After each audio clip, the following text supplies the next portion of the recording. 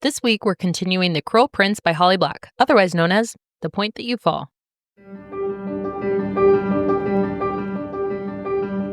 Hi readers, I'm Jordan. And I'm Katie. And welcome to Not Another Heroine, the book pod where we celebrate the heroines we love and roast the ones we don't. We'll be your TBR FGMs. Fairy godmothers. And find you the best 5-star reads, the spiciest romance, and save you from the overhyped DNFs. So grab your favorite drink and get cozy. Welcome to Season 3.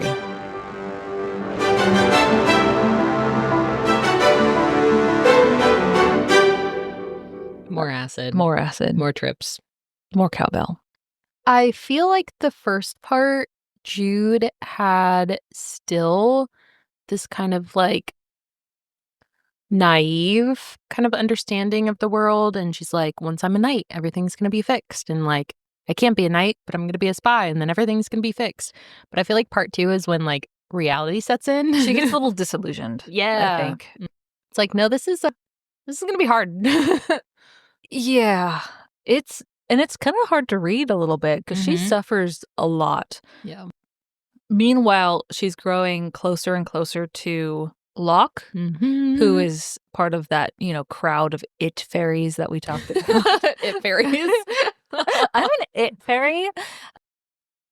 And she's starting to think that, he's not as bad as his friends. And actually, he's kind of nice. And Locke is starting to spend more time with Jude. And meanwhile, she's also training. So she meets a few other spies. Yeah. The Court of Shadows.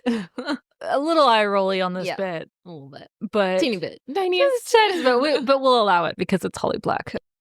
But can you talk about this Court of Shadows? Basically, Dane agrees to have her on as the spy, and she's immediately kind of like, not kidnapped light, and dragged through. We all like a little bit of kidnapping. Yeah, just a little bit of blindfolds. It's a surprise where we're going.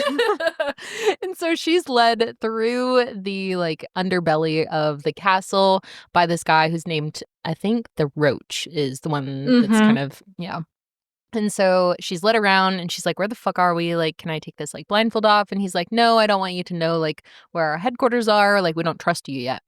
And basically it's this like combination of 3 people who have sworn their service to Dane to become the next like future king and then kind of like maintain, like everything is okay in this country, basically. We have the Bomb, who is this like cute little fairy, I'm going to blow it up character. And then we also have the Ghost, who is, I think, half fae, half human, but is like, quintessential assassin-esque. And then the Roach is like your, he's a team leader. Yeah. He's like the fixer, you know? Just very like morally questionable characters.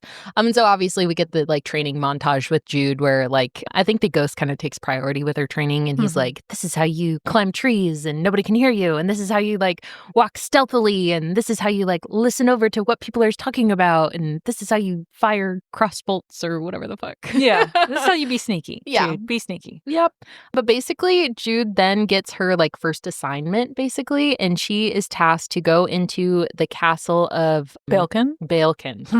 Ew, yeah. And she is basically like just like snoop around, which can you imagine that as an assignment? Just go see what you can find. Especially in your first assignment too, like just like I need a plan. Yeah.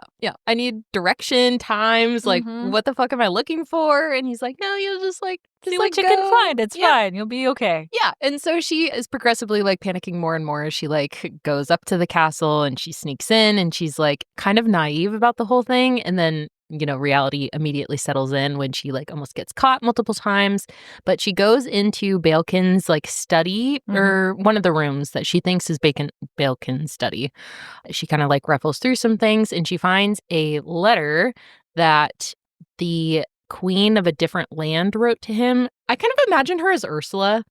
Yeah, that's a good. Oh, yeah. So basically this Ursula Light gal or whatever, she writes King or Prince Baelkin a letter, and it's like, I know the providence of this particular like mushroom, some other letter or whatever, but that's the important part. And so she's like, this is maybe important, I'll like take this with me.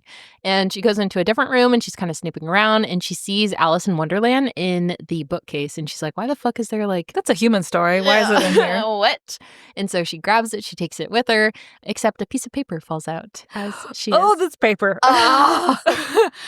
she picks up the paper, she opens it up, and her blood runs cold because it's just her name written over and over and over again. Creepy. It's creepy to look at this because you get a copy of the letter in the book. Mm-hmm. And if you had seen your own name written 100,000 times on a piece of paper, like getting gradually more angry as the writing progresses, I would fear for my life. Yeah.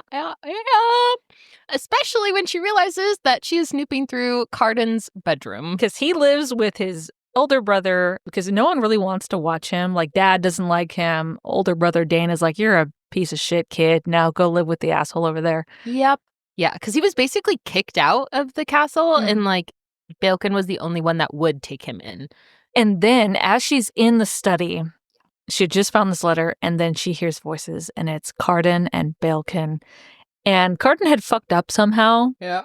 And then he proceeds to get his, like, he's whipped. Yeah. Yep. And he, like, Jude watches from, like, under the desk or something as he takes his shirt off, and she can see the scars across his back. And this is the first glimmer that you think that, oh, there's more to Carden than meets the eye. Mm-hmm. And Jude starts to think that, oh, maybe he's not just the shallow, dumb, foppish fairy that I've always thought he was. Yeah. And especially because they have to do like a sword fight at the beginning with a human who's like enchanted.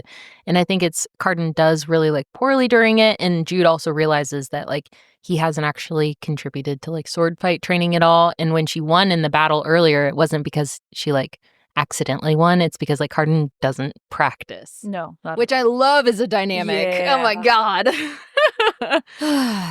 So she's, she manages to escape this castle. Mm-hmm. She runs into a human servant who's been kind of glamored a little bit, like operating in a daze. I would expect someone who's like high on drugs, like just, oh man, how's it going? Like, this sucks, but I'm here. Yeah. And so she's really like torn over seeing this human like be a slave for Baelkin. And because I think she's filing books, and like the way the like thralls work from the Fae is that she'll keep doing that forever unless someone gives her a new task. And so I think that's kind of like the first like disillusionment for Jude is like humans are treated like worse than animals here. Like, this could have been me. Yeah. And that's why I'm like doing all these crazy things so that Dane has my, this protection, but he can order me to, organize books all day until I rot. You see how sheltered she's been by living with Madoc and at being treated like gentry, which is, again, when you have Jude and Taryn raised alongside like Fae nobility, when other humans are treated like that, it's just this jarring contrast. Yeah, it's not great. So her first mission obviously like goes kind of well. She delivers this letter, but she obviously is feeling a little bit like yucky about everything. And she's like, woof. But she also starts practicing self-poisoning, which becomes important later. And if you like Poison Study by Maria Snyder, here's a book for you. Oh my God, I forgot. That's such a good... I dig that as a trope. Like same time frame too. That is true. Yeah, very similar vibes. Yeah. She practices self-poisoning. We get another scene where basically Valerian is kind of like irritated with Jude, and she like goes up into this tower during one of their like lessons, and he's there and he's like, "You know what? This is going to be funny. I fucking hate you. I am going to glamour you. You are going to go up on this ledge and you're going to jump off, and you're going to call out to Carden right before you do it and say like, see, blah, blah, blah, blah. And then you're going to like kill yourself." And she's like, "I'm actually not going to do that." And he's like, "How?"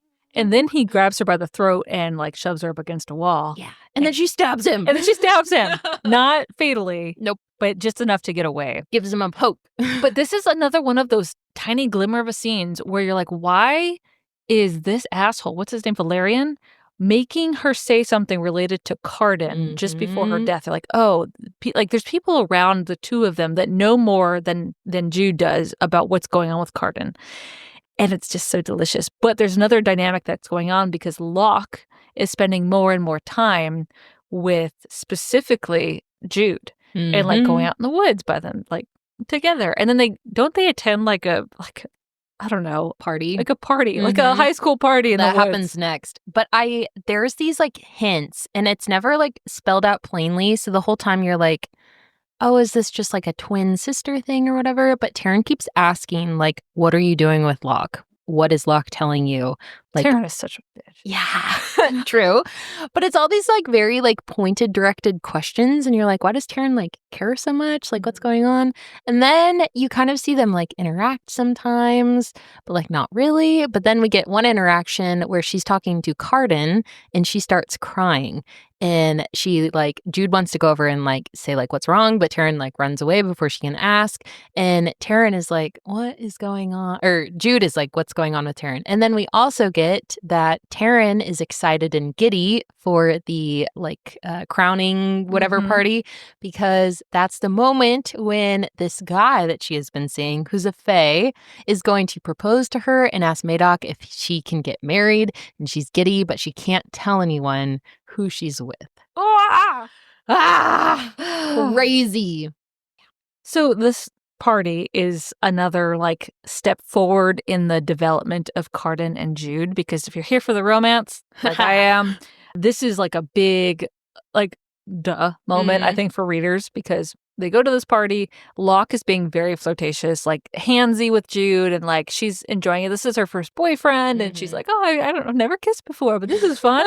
And it's kind of like orgy vibes, because a little bit. She's with Locke, and they're getting handsy, and she looks over, and Carden is like eye contact, staring at her as these two like fae women are draped over him. Yep. Like, interesting. Yeah, and so Jude feels a certain way, like watching Carden watch her while she's with Locke, and it's like, oh, I don't know where this is going. Yep. Ah, God. And but also Locke put her in one of his mother's dresses. Oh, that's right. And she finds like a golden acorn inside it. And she's like, this is a cute bauble. And it becomes important later. Yeah, very, very important. And then Locke decides to take her home. Yeah. Back to his place. Yep. And they sleep very like PG-13 rated on the same bed, and they stay clothed because, again, this is a YA book technically. Yeah. Wow. Yeah. If this was New A, 100% that would have been them sleeping together. Wow, yeah. I would pay a lot of money for a like New A version of this book. Yeah. Because I can only imagine like some of those scenes, how like you would know that this is romantasy. And so she wakes up in Locke's castle, and she goes back home. And then she gets interrogated by Taryn. She's like, where were you? You spent the night at his house? What did you guys do? Odd. Interesting. I wonder why she's asking so specifically about Locke. Don't say. Jude has no idea. Yeah. And then we get this super depressing next scene where Jude goes back into the castle of, or I forget his name, Orlok, Darlin, Dane? Nope. Balekin? Balekin, there we go. Orlok? We combined Oriana with Balekin. I don't know where my brain was going. She goes back because she wants to free the human girl that she saw. Her name is Sophie. Scene. Yep, super depresso. And so she does, and she almost gets caught several times. Carden even sees her, but she's dressed as a servant, and they like walk into the woods, and she's like, fuck, I hope he doesn't say anything. But he does see them walk into the woods together. And Jude is concerned that, like, I can't just steal someone's slave, basically. Like, I'm going to be, like, whipped. Like, my dad's going to find out I'm fucked. And she goes to Vivienne, and she's like, hey, I have this human girl. We need to get her back to her world. And it's sad because Sophie, like, comes to reality, and she starts shaking, and she's like, what the fuck has been happening? They're on a flying horse. So Vivienne, that's how they get to the human world. So they load Sophie, Jude, and Vivienne up on this horse. And then what happens? Yeah. She looks over, and Sophie just rolls off the side of the horse and plummets into the ocean with her Ophelia-style dress laden down with rocks. Yeah. And it's really sad, too, because she was like, I was just a Burning Man. And then this guy was like, if you, like, come in and serve us, as long as you don't take anything, then you'll be my servant for, like, 1,000 years. And she's like, okay, weirdo. And then she does steal something, and then she is his servant for 1,000 years. But, like, just imagine you're at Burning Man trying to have a good time, and then you get kidnapped by Fae. And then you kill yourself on your way back to after you've actually escaped Fairy. Yeah. So, obviously, Jude is real fucked up about this. Yes. And so they return home, and she's like, Vivian is trying to comfort her. And how do you comfort someone like that? And then Valerian. Valerian? Is that a Game of Thrones name? I was about to say, I think so, but I think it's like a country. Okay. Valeria? Yeah. Yeah. That's where the dragons originally come from. Yeah. So Jude is in her room in Madoc's castle, like a general's castle. And then all of a sudden... Oh, the hand stabbing first. Oh, no. Sorry. Readers, we're going to lead you up into these like grand roads. Like, oh, no, that's too much. Never mind. Too far. Backtrack. Yeah. Because Jude is convinced. So Dane shows up and he's big mad. She like walks into the room and he like turns around and he's like livid. And she's like, oh, fuck. He found out that I took the human slave from his brother. I'm about to get fucked up. I wasn't allowed to do that. I wasn't supposed to. Like, I could have gotten caught. And she is about to say, I fucked up big time. And Dane is like, you fucked up big time. And Jude is like, oh my God. Like, I didn't mean to take. And then he like cuts her off and he's like, you stabbed someone. And you could have threatened this whole operation. And she's like, oh, yeah, I did stab one. It's, yeah. It is so far down her list of bad things that she's done. It doesn't even register. Like, oh, I just happened to stab like a Fae guy on the tower. But he's still alive, so it's no biggie. Yep. So she like almost, reveals herself. But this is like the turning point for Jude where you can tell that she is just like, there's been too much. And she's like, fuck it, I'm going to be a bad person. Mm-hmm. And so Dane is kind of like trying to like teach her a lesson, and he compels her, because he's the one person that can, to put a knife to her hand. And he's like, I could have this stab you. And Jude kind of has this moment and he tells her, stab yourself. But she like no longer is under the thrall because she realizes he wants her to do it as like her a demonstration of loyalty to him. Yeah. And then she fucking does it. But Dane did not actually expect her to do it. And that is the moment where he's like, I have a wild animal on a leash. Holy fuck. Mm-hmm. It is going to eat my face off. And Jude is like, I will absolutely eat your face off. That's such an apt description of Jude as a character. Yeah.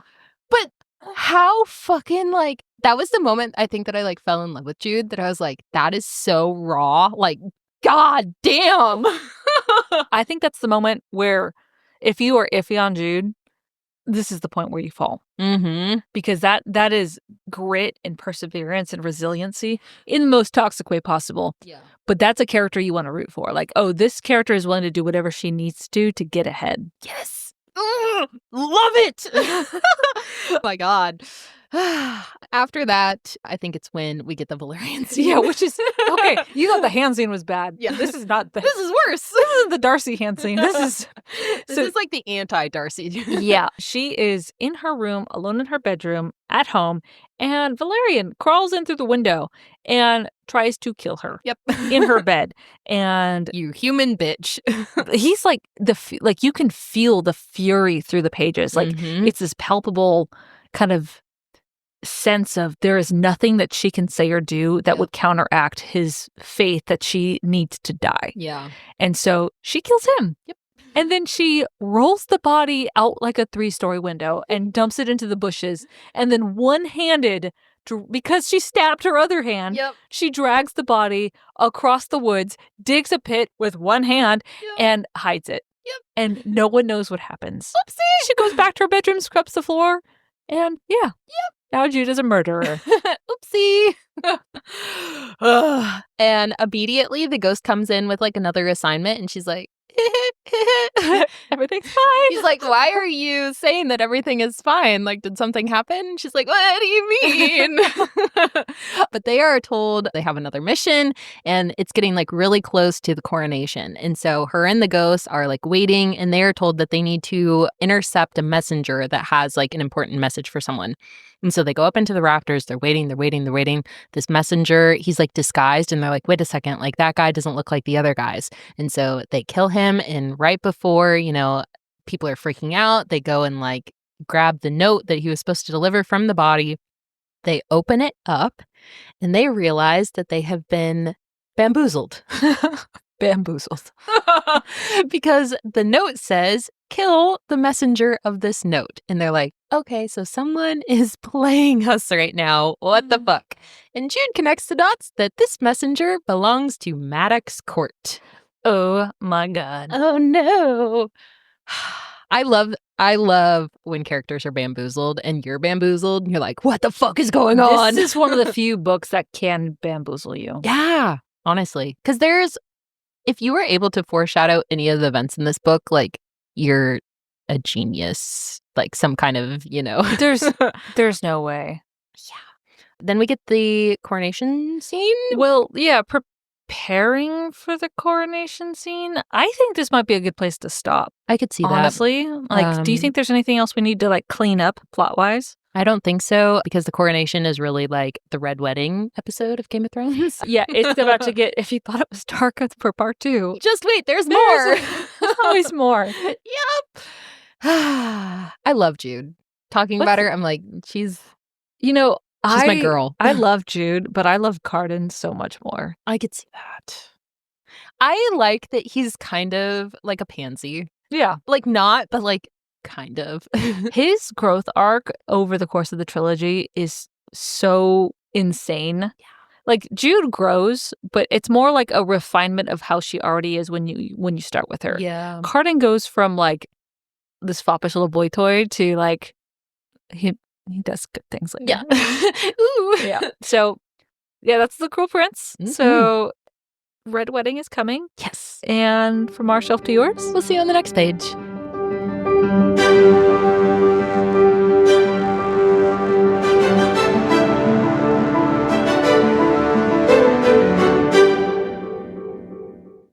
Hi, readers. Like what you've been hearing? Check out the Spice Archive at notanotherheroine.com to see all of our reviews and ratings. And if you'd like to support our growing library, find us on Patreon and get access to exclusive bonus content. If you'd like to just listen, we post new episodes every Monday and Wednesday on Spotify, Apple, and Amazon. Thanks for listening.